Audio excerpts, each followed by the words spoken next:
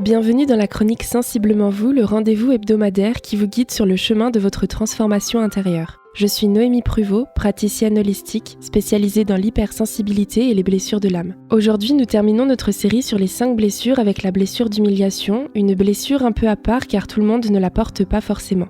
Je vous souhaite une bonne écoute.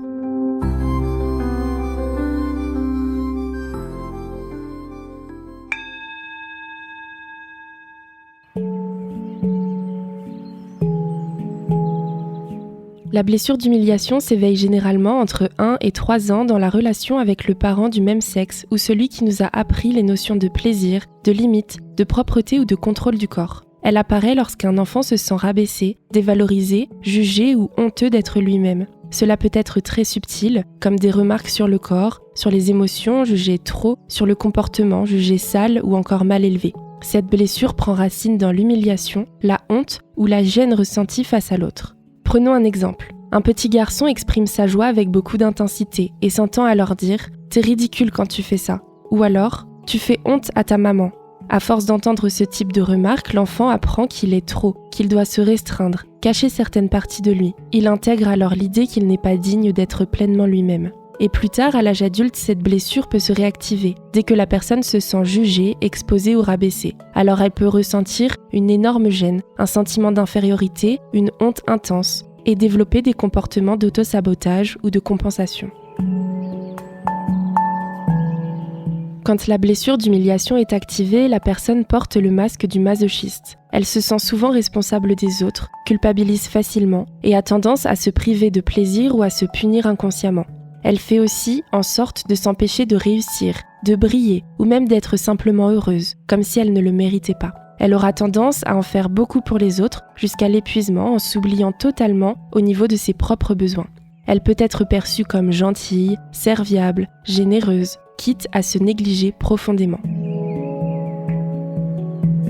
Selon Lise Bourbeau, l'autrice du livre des 5 blessures de l'âme qui nous empêchent d'être nous-mêmes, les personnes marquées par cette blessure peuvent avoir un corps plutôt rond, un besoin de se cacher derrière ce corps et ses kilos, ou au contraire une tendance à se restreindre et se faire passer en dernier. Le visage peut être fermé, les épaules rentrées, comme pour se faire discret, pour ne pas être dérangé. Comment ressentir si vous portez cette blessure ? Voici quelques signes révélateurs. Vous vous sentez souvent coupable, même sans raison logique. Vous avez tendance à vous oublier pour faire plaisir aux autres. Vous avez honte de certains aspects de vous, comme par exemple vos émotions, votre corps ou vos désirs. Vous vous sentez souvent inférieur, pas assez, ou alors à l'inverse, trop pour les autres. Vous avez du mal à recevoir et à accepter qu'on prenne soin de vous.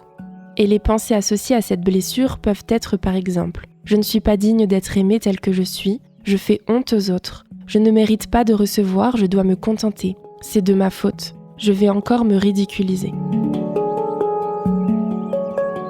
Noémie, comment peut-on commencer à se libérer de cette blessure ? Pour commencer à guérir, il est essentiel de reconnaître les moments où vous ressentez de la honte ou de la culpabilité excessive. Posez-vous alors cette question. Est-ce vraiment honteux ou est-ce une vieille croyance qui parle en moi ? Ensuite, osez vous autoriser. Au plaisir, au confort, à la douceur et à la reconnaissance. Réapprenez à vous valoriser, à vous offrir ce que vous offrez aux autres. Cela demande du courage, mais c'est un acte d'amour fondamental. Et surtout, sortez de l'auto-sabotage en osant recevoir, briller et être soutenu, puisque vous méritez le meilleur et pas seulement les miettes.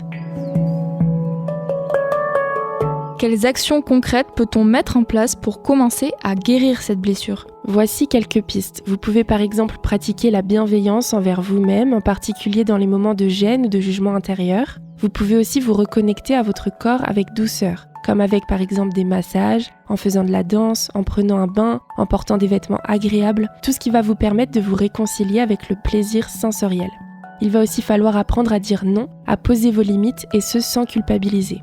Il faudra aussi apprendre à vous autoriser à recevoir, à être soutenu par les autres et à vous faire plaisir sans vous justifier. Et bien sûr, vous faire accompagner si nécessaire, par un thérapeute, un coach ou un praticien en énergétique pour libérer les mémoires de honte ou de dévalorisation qui vous handicapent. Merci du fond du cœur pour votre écoute et pour votre fidélité tout au long de cette série des blessures de l'âme. Si cette chronique vous parle, n'hésitez pas à me retrouver sur Instagram ou sur Facebook sous mon nom Noémie Pruvot. Je serai ravie d'échanger avec vous et en attendant la semaine prochaine, prenez soin de vous, en douceur, en conscience et toujours avec bienveillance.